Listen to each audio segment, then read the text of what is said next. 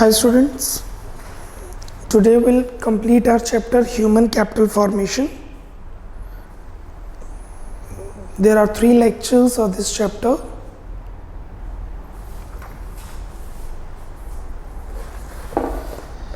आज का टॉपिक है एडुकेशन। अगर किसी भी इकोनॉमी में ह्यूमन की कैपिटल को फॉर्मुलेट करना है, ह्यूमन कैपिटल फॉर्मेशन करनी है, तो गवर्नमेंट एजुकेशन पे ज़्यादा खर्चा करे और लोग गवर्नमेंट ज़्यादा खर्चा करें, बिकॉज ये एक इन्वेस्टमेंट है, एक्सपेंस नहीं है। इसको समझने के लिए इंडियन इकोनॉमी के लेवल पे एजुकेशन को करंट चैलेंज कंसिडर करने के लिए, ह्यूमन कैपिटल फॉर्मेशन का पार्ट कंसिडर करने के लिए हम क्वेश्चन आंसर्स करेंगे, फिर टॉपिक करेंगे। क्वेश्चन आंसर से कंसेप्ट कवर किए जाएंगे इस टॉपिक के। Page number 30, page number 30।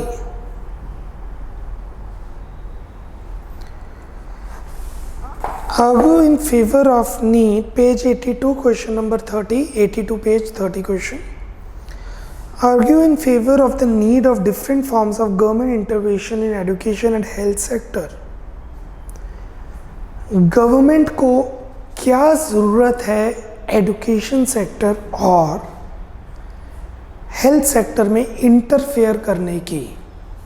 I repeat, the question is what is the need of the intervention of government in these two sectors. इसको हम ऐसे समझ सकते हैं, क्योंकि ये लॉन्ग प्रोसेस है। प्राइवेट एंटरप्रेन्योर्स प्रॉफिट्स के लिए काम करते हैं, तो गवर्नमेंट की फीस, स्कूल की फीस, कॉलेज की फीस रेगुलेटेड होनी चाहिए।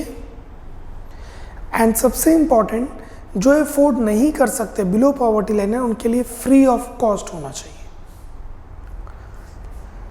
There is a need for different forms of government intervention in education and health sectors due to the following reasons.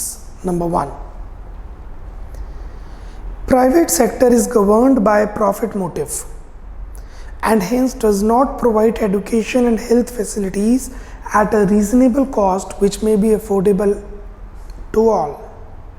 2, standard of education and health needs to be maintained in order to develop human resources effectively and government intervention is needed for this. एक affordability, second standard. Private schools, private hospital standard पे ध्यान नहीं देते, उन्हें पैसे से मतलब है। तो गवर्नमेंट को एक स्टैंडर्ड सेट करना पड़ेगा क्वालिटी के लिए। Like if a person is suffering from this problem, the problem should be sorted in these days. If a teacher is explaining this chapter, she or he cannot teach the same student at home for the tuition, for coaching. 3, education and health is essential for social upliftment of backward and weaker sections of the society. And government intervention in terms of policy and provision of infrastructure is required in education as well as the health sector. Upliftment of backward and weaker section, उस जगहों पे schools और hospitals बनाए जहाँ पर नहीं है, villages, remote areas, tribal areas में। Regional disparities are prevalent in education and health in India, which can be corrected only through government intervention at all levels of private sector, as private sector would not be forthcoming for establishing schools and hospitals in remote or backward areas. So one is affordability, second is quality standard, third is upliftment of backward persons and weaker sections of the society, and doing investment in those areas. That is why we favor that government should interfere in these sectors. Question number 29. In your view, it is essential for the government to regulate the fee structure in education and healthcare institutes. If so, why? क्या आपको लगता है India में government को कोई ऐसा law बनाना चाहिए जिससे स्कूल की फीस, कॉलेज की फीस और हॉस्पिटल के चार्जेस को रेगुलेट किया जाए? If yes, why?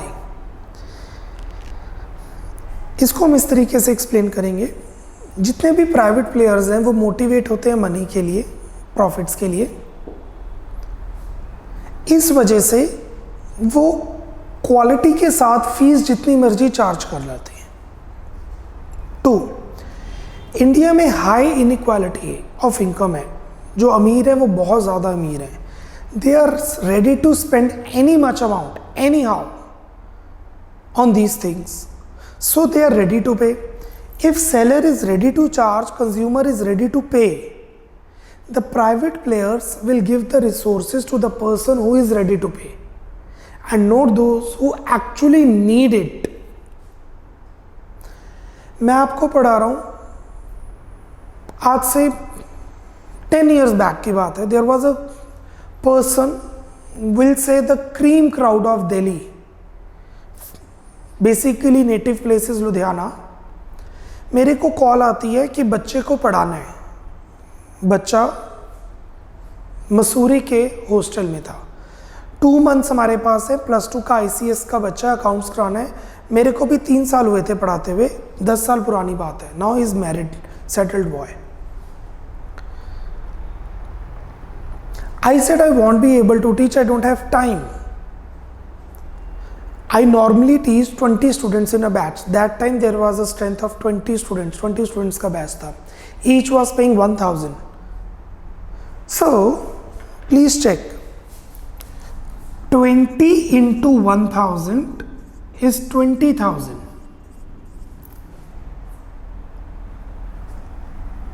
2 batches का time लेना था, 40,000. 6 months का कोर्स करना था, 2,40,000.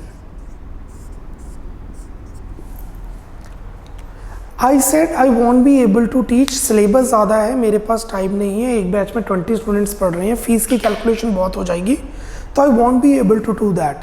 And please understand this thing, they were ready to pay me 2 lakh for 2 months. Fees 240 आ रही थी, they were ready to pay me 2 lakh for 2 months. Yes, actually.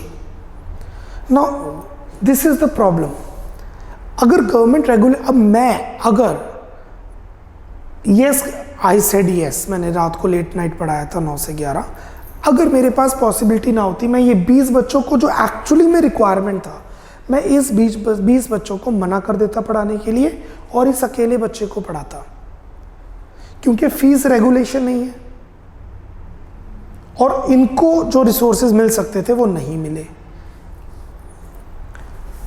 Education and health are 2 basic requirements of human beings so that they may be able to live a life of dignity. It is the responsibility of government to ensure education and health facilities to even the poorest of the poor. For this purpose, either the government should itself provide these services through government schools, colleges, hospitals, or encourage private sector for the participation in these areas. As India has a vast population which still lacks healthcare and education, it does not seem feasible for government alone to fulfill the requirement in these sectors due to lack of resources. Hence, private sector is allowed to operate in these sectors, but private sector works with profit as a primary motive. So government does not regulate the fee structure in education and healthcare institute. The fee may become too high to be affordable limits of the common people.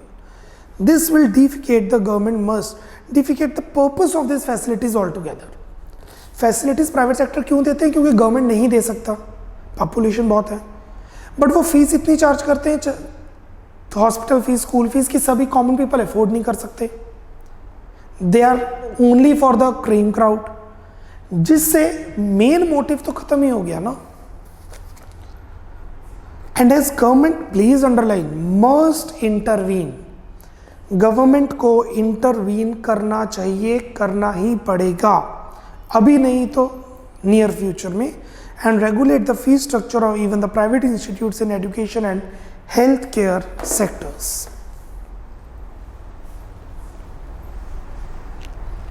28th, Discuss the need for promoting women education in India.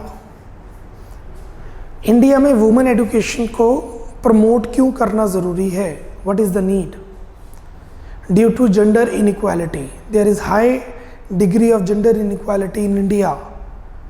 To make it good, this is required. Women have always been neglected when it comes to education in India. The access to education has always been biased towards male population due to our social system, which is patriarchal, that means orthodox. The lack of education has caused exploitation of women and has resulted in a lower social status of women in India. India में women को social status नीचे दिया जाता है as compare to man. There is immediate, that means very much immediate need for promoting the female education, women education in India because of the following reasons. One, this is open end question, open book question जैसे आप अपने level पे लिख सकते हैं. Women education is essential for providing them economic independence and empowering them to save them from exploitation and domestic violence. अगर women पढ़ेगी, women को नॉलेज होगी तो डोमेस्टिक वायलेंस के अगेंस्ट अपनी वॉइस रेज कर सकती है. Yes, women education is important. 2, women education is essential in order to raise the social status of women so that the quality of life of women can be improved. Standard of life, quality of life will be improved with the help of education. Educated women helps in promoting family welfare program and thus in population control. Please underline population control. जब आप women को educate करते हैं तो population control होगी. It's a long period concept. They knows the pros and cons of delivering a baby again and again year after year. There is no pros eventually. Educated women are aware of the importance of health care and thus take proper care of their family members, contributing to human capital formation. The woman which is educated knows the cleanness and everything. What is good, what is bad, whether she helps in production process or not. A woman married, homemaker, but educated increases the productivity of the male members by giving good food, making the whole home healthy or a healthy environment, but the uneducated one doesn't. Educating a woman means educating a family. Please underline, it's a very important line. Many a times I have seen this type of question. Educating a woman means educating a family. Explain. अगर आप एक लड़की को पढ़ा रहे हैं, women को पढ़ा रहे हैं, तो आप फ्यूचर की फैमिली को पढ़ा रहे हैं. An educated woman can inculcate moral values in her children and facilitate their education process and hence helps in human capital formation. Kindly have a look on that. Go through कीजिए.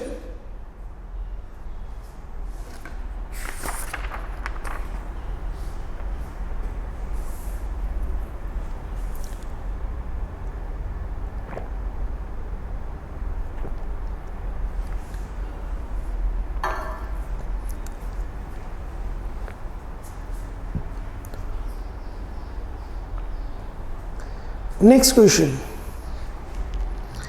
Question number 27, page 81. Question number 27. There is a downward trend in inequality worldwide with the rise in average education level. जैसे जैसे लोग ज़्यादा पढ़ाई कर रहे हैं, education increase कर रही है, पूरे वर्ल्ड में एवरेज लेवल पे इनइक्वालिटी कम हुई है. पहले इनइक्वालिटी ऐसे थी. सी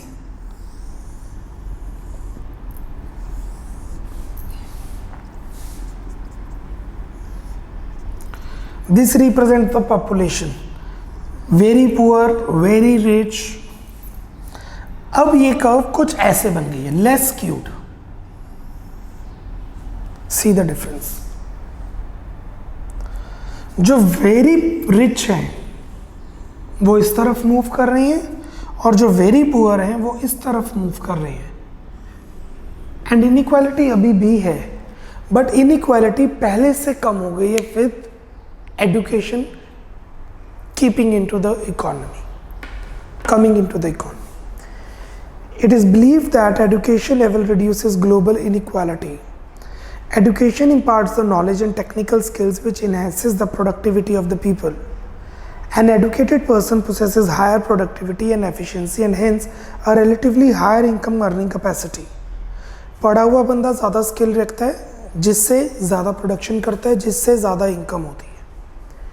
The higher income earning capacity and greater acceptability of modern techniques with rise in average education level across the world had raised the living standard and quality of life in the underdeveloped nations. Distribution of income has become less skewed. इसे कहते हैं skewness. कम हो गया skew. Less skewed and income disparity between the rich and poor is reducing. अभी भी है gap, देखिए gap अभी भी है, पर गैप पहले से कंपैरेटिवली, ये देखिए पहले इतना गैप था, अब गैप कम हो गया. इसे स्क्यूनेस कहते हैं.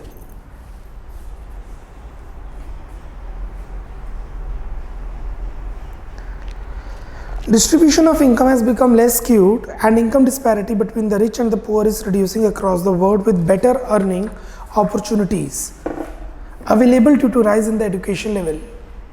Governments of different countries have been investing heavily in the education sector to rise in average education level, not only to reduce inequality but all other problems like poverty, unemployment and underutilization of resources. Education से poverty कम होगी, unemployment कम होगी, employment opportunities बढ़ेगी, जिससे अपने आप ही inequality कम होनी शुरू हो जाएगी. Cool.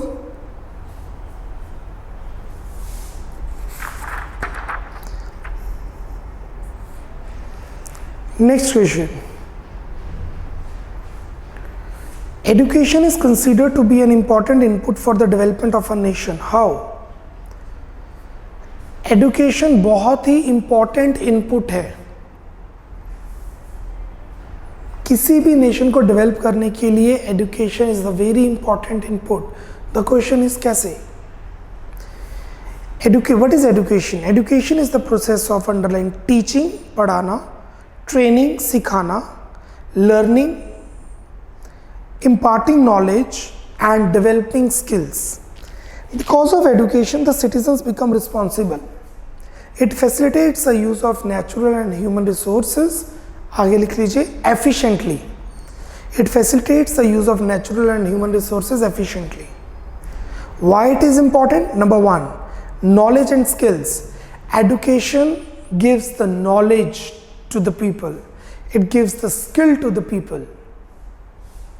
A better educated person has great skills and knowledge which enhances productivity and therefore provides a greater opportunity to work and earn higher income. 2. Rationality. What is a rational person?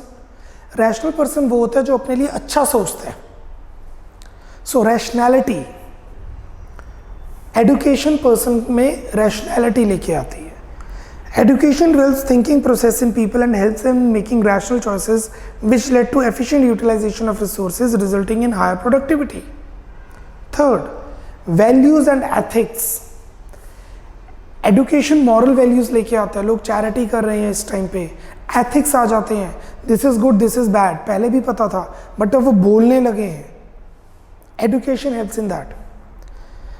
Education inculcates moral values and professional ethics in the people, making them law-abiding citizens who contribute towards the well-being of the nation. Adoption of modern technology.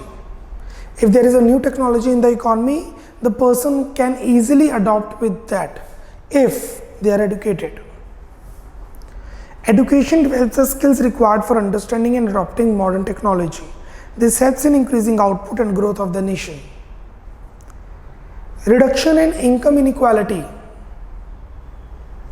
Education enhances the income earning capacity of people. They can earn more than previous one from economically backward sections of the country and thus reduces the inequalities in the distribution of the income.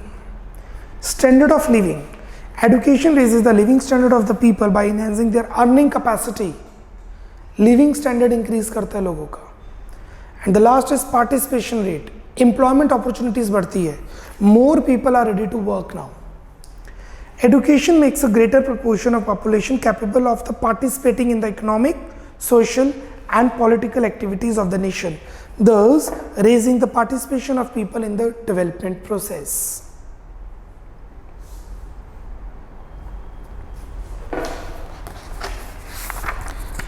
Next question. Question number 15th, page number 79. Page 79, question number 15th. Explain the concept of vocationalization of education. What is vocationalization? अब CBSE ने भी +2 में vocational subjects add कर दिए. ऐसे subject जिससे skill मिले, जैसे FMM और टैक्सेशन, ये सब वोकेशनल सब्जेक्ट्स हैं. सिलेबस कम होता है बट टेक्निकल होते हैं. To relate education with work, the government now lays stress to provide vocational education at +2 level, specially to children in rural areas and the girl child. Practical knowledge of a specific work is given to work so that they possess necessary skill needed and are able to find employment. Question number 10. What are the indicators of educational achievement in a country? Mark important please. Mark star. किसी भी country में education ने achieve किया है कुछ, success rate अच्छा है, कैसे पता चलेगा? What are the indicators that suggest the success in the education in a country? Adult literacy rate. अगर कोई बच्चा 5th क्लास तक पढ़ाई कर रहा है, 6th क्लास तक पढ़ाई कर रहा है, that is not success, that is not achievement, that is required. वो तो चाहिए ही चाहिए. अगर अडल्ट लिटरेट हो रहा है, बड़ा पर्सन पढ़ा लिखा है, that means it's a long period concept. काफ़ी साल हो गए हैं किड्स एजुकेशन में, that means we have achieved something. Primary education completion rate, enrollment नहीं, कितने बच्चे प्राइमरी एजुकेशन में इनरोल कर रहे हैं, नहीं, कंप्लीट कर रहे हैं 5th क्लास तक की studies. Youth literacy rate, adult youth जिसमें स्किल हो, इससे पता लगता है कि उस कंट्री का एजुकेशन सिस्टम बहुत अच्छा वर्क कर रहा है, हम अचीव कर चुके हैं. फॉर द टाइम बिंग हम तीनों ही स्टेजेस पे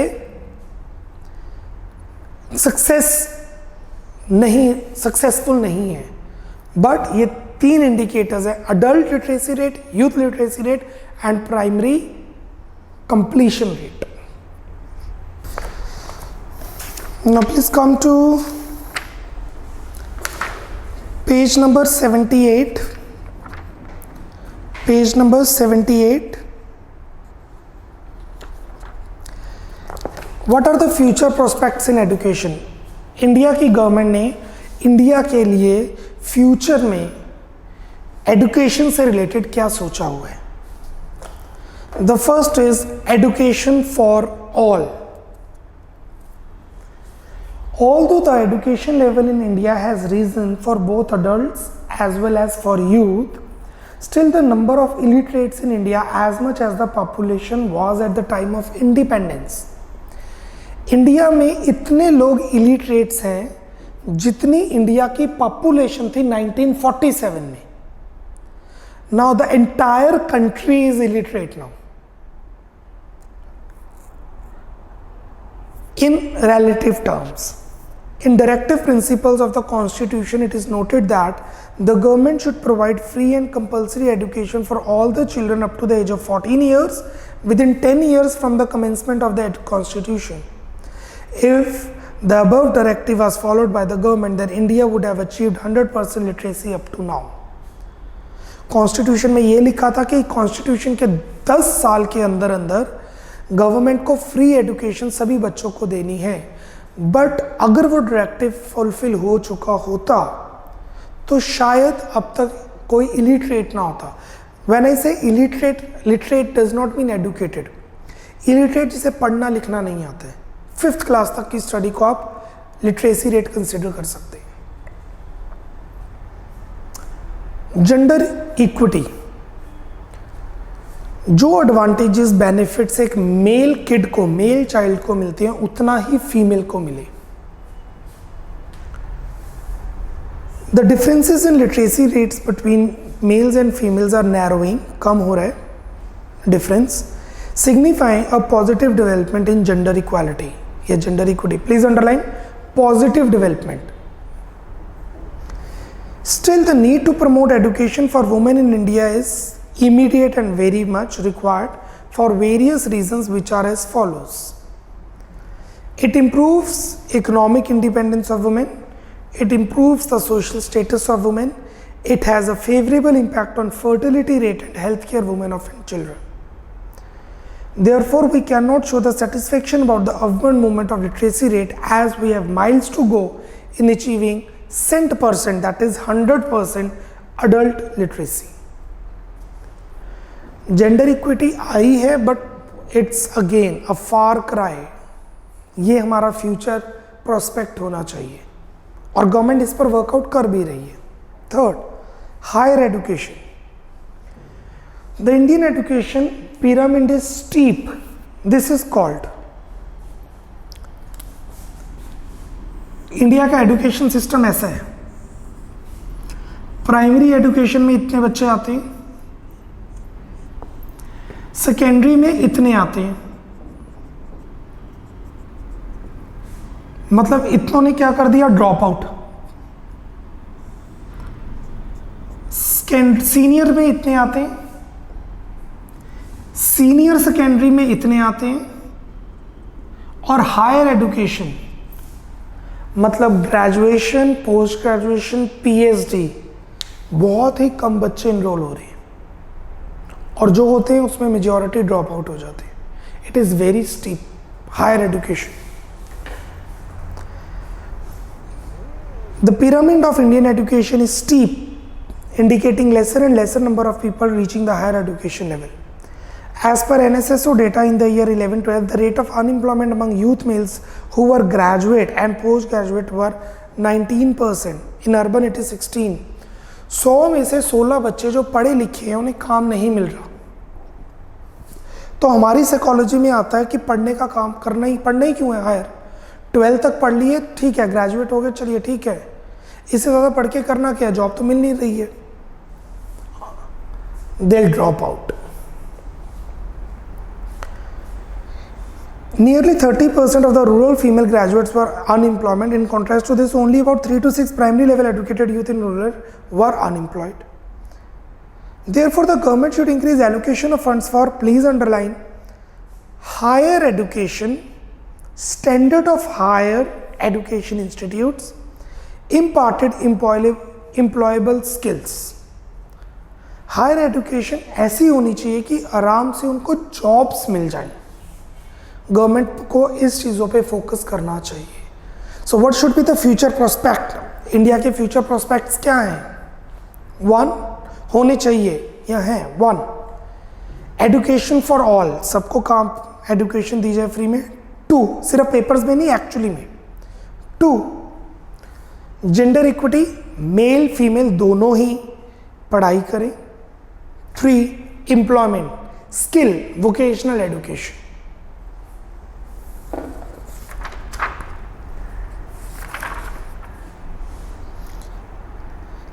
इससे रिलेटेड हमारा क्वेश्चन है page number 80, question 20।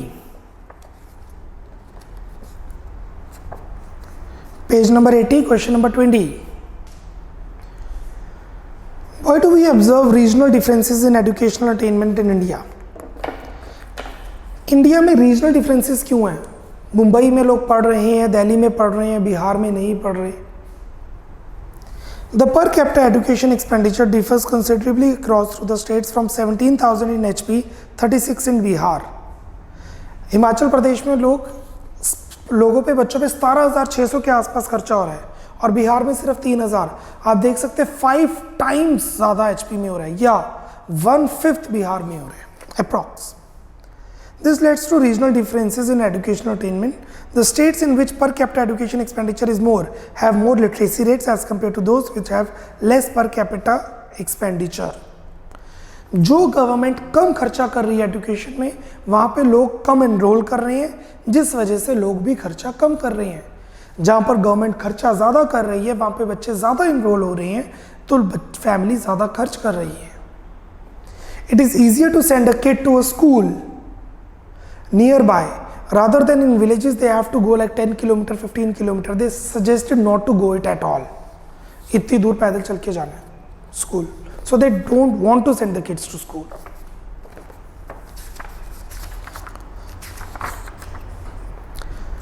Page number 77, page 77.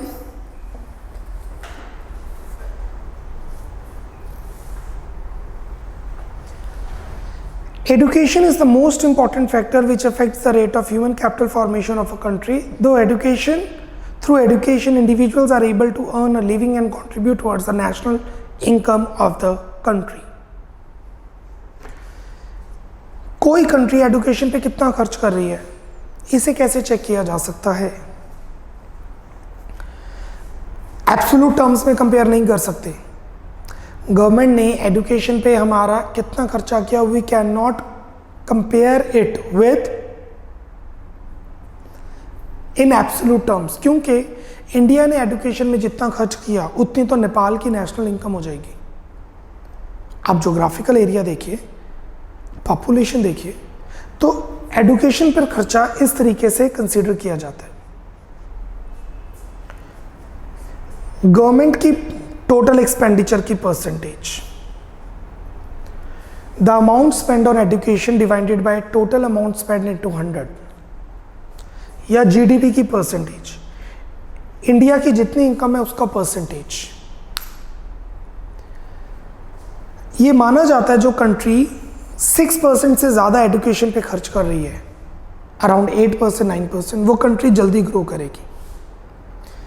India की गवर्नमेंट डिसाइड करती है कि हम 10% खर्च करेंगे, प्लान करती है बजट में, एग्जीक्यूशन तक वो 8% जाता है, प्रैक्टिकली सिर्फ 4% होता है, हाफ। 8% सोचा, 4% हुआ।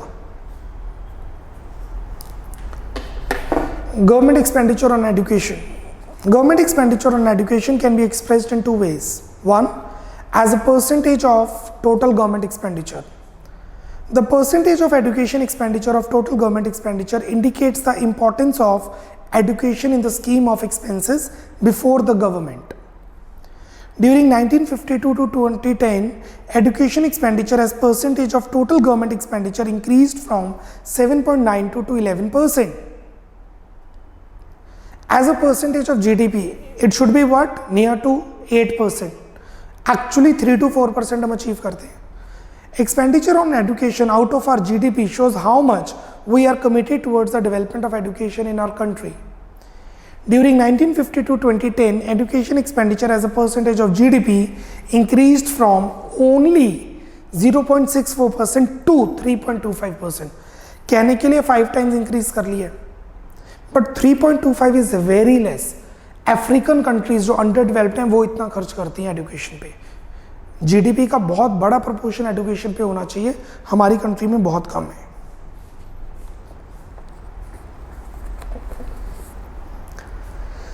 आफ्टर दिस लेक्चर अभी मैं कुछ 2 क्वेश्चंस करवाने जा रहा हूँ। आफ्टर दिस लेक्चर ये पॉइंट्स आप अपने लेवल पे पढ़ेंगे, ये लर्न करने के लिए नहीं है, बट आप पढ़ेंगे ताकि इससे रिलेटेड क्वेश्चंस आप अटेम्प्ट कर पाएँ, और वो टॉपिक आपने अपने लेवल पे करना है। Important points related to government expenditure, इसमें यही बताया है कि बिहार में कम खर्चा होता है, एचपी में ज़्यादा होता है। हायर एजुकेशन में खर्चा कम होता है, प्राइमरी एजुकेशन पे ज़्यादा होता है। एनरोलमेंट रेशो ज़्यादा है, ड्रॉप आउट रेशो बहुत इंक्रीज कर रही है, बच्चे स्कूल छोड़ रहे हैं। फिर आगे लिखा है government initiative to improve education in India. Education को इम्प्रूव करने के लिए गवर्नमेंट ने क्या किया? एजुकेशन सेस लगाया है, टैक्स लगाया है, और वो जो टैक्स इकट्ठा होगा सिर्फ एजुकेशन पे लगेगा। फ्री एजुकेशन दी गई है गवर्नमेंट स्कूल्स के अंदर, मिड डे मील स्कीम लाई गई है, एनसीईआरटी बुक्स आई गई हैं, वोकेशनल स्टडीज +2 लेवल पे लेके आए हैं। Education achievement in India, what is education achievement indicator बताया क्वेश्चन में। Adult literacy rate, youth literacy rate and primary completion rate, ये हम पढ़ चुके हैं, बट उसको एक ऑर्गेनाइज्ड वे से कैसे क्या है वो सब आप अभी पढ़ेंगे। Important points, government initiative and education achievement, this is your work, आपने अपने लेवल पे करना है। मैं ये करवा चुका हूं आपको।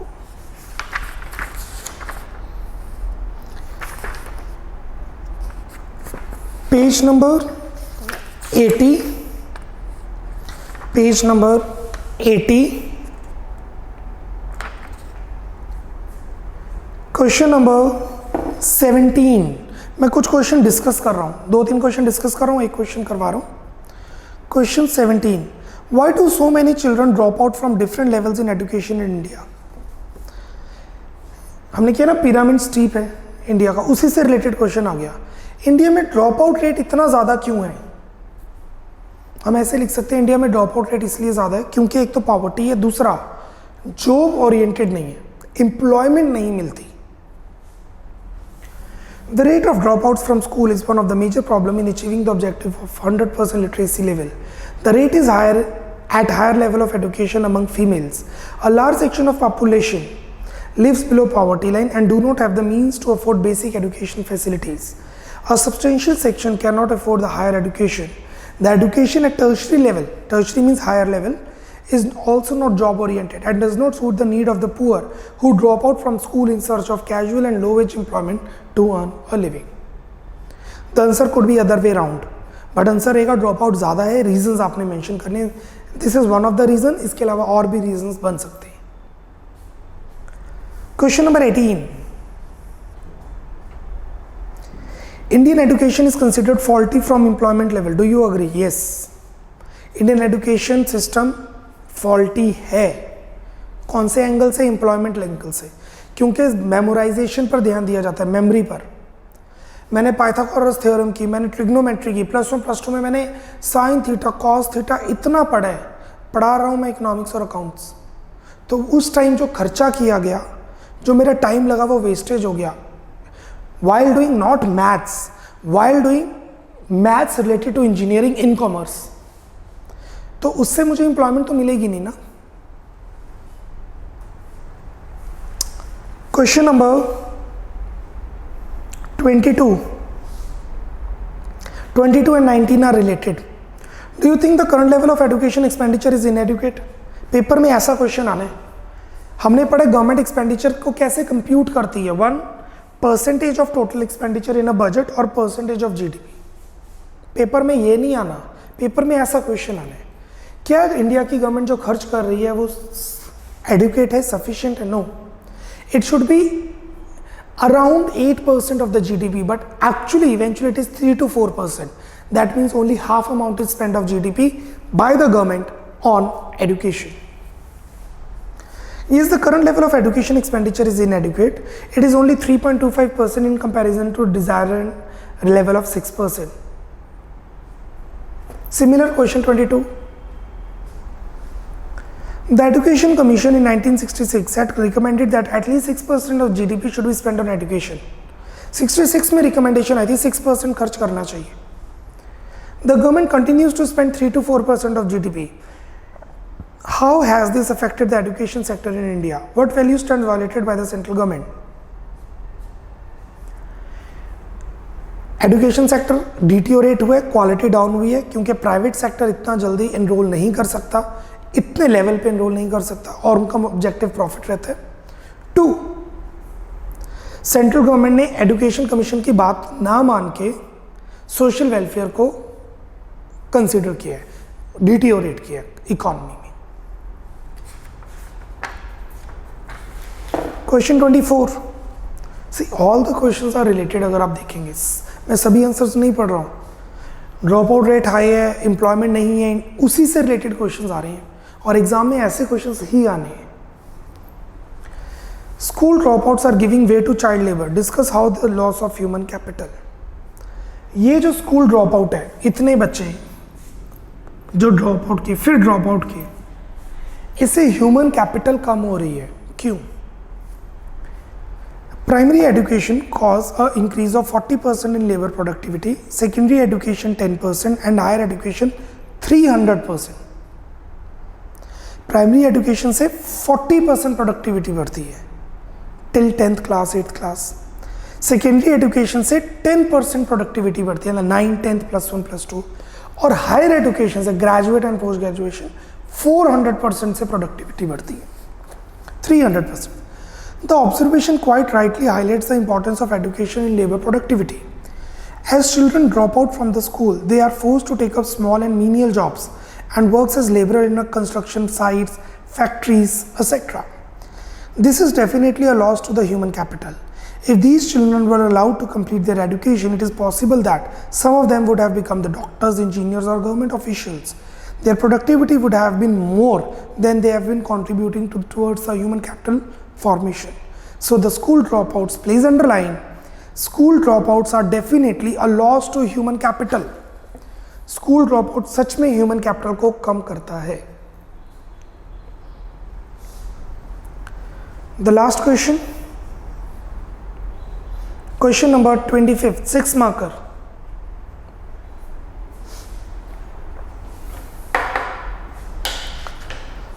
How do government organization facilitate the functioning of schools and hospitals in India? Government की कौन सी ऑर्गेनाइजेशंस हेल्प कर रही हैं, ऑर्गेनाइज करती हैं? The first is NCERT. ये 12th तक की स्टडीज को कंसिडर करती है, वोकेशनल स्टडीज को कंसिडर करती हैं। सेकंड, यूजीसी, ये ग्रेजुएशन और पोस्ट ग्रेजुएशन को कंसिडर करती है। कॉलेजेस में क्या सिलेबस होना चाहिए, कैसे पढ़ाना चाहिए, कितने साल पढ़ाना चाहिए, कितनी देर का ड्यूरेशन होनी चाहिए, टीचर्स कैसे कॉलेजेस में आके पढ़ाएंगे, ये सब यूजीसी से कंसिडर किया जाता है। गवर्नमेंट की ही ऑर्गेनाइजेशन है। Third is for engineering and fourth is for medical. Medical college like CMC, engineering colleges like IIT. National Council of Educational Research and Training. This body is engaged in developing content and textbooks up to the level of senior secondary. UGC, University Grants Commission. It is the apex body for controlling the working of various universities in the country. It provides funding to the universities and formulates rules and regulations regarding higher education in the country. All India Council of Technical Education. This body formulates and enforces rules and regulations related to engineering education in India. Indian Council of Medical Research. This body formulates and enforces rules and regulations related to medical education in India and also regulates the health sector. Hospitals, clinics को भी यही regulate करता है. Homework that means after the lecture 5 minute लगेंगे, वो ज़रूर आपने पढ़ना जो मैंने आपको टॉपिक दिया है. This is about human capital formation. इस चैप्टर के अंदर है जो टॉपिक्स आपने करने हैं। First, what is human capital formation, what are its sources, how many sources are there? 5. Education, health, migration, on the job training and information. Then second, we have done health and education, उसकी importance, problems, especially HCF की problems. India में human capital formulate करने की क्या problem है, ये ही हमारे 3 lectures में बेसिकली हमने पढ़ा है. This is what you have in this chapter. But इससे रिलेटेड किस तरीके से क्वेश्चंस आ सकते हैं वो हम काफ़ी कर चुके हैं. Content of the answer is important, memorization is not.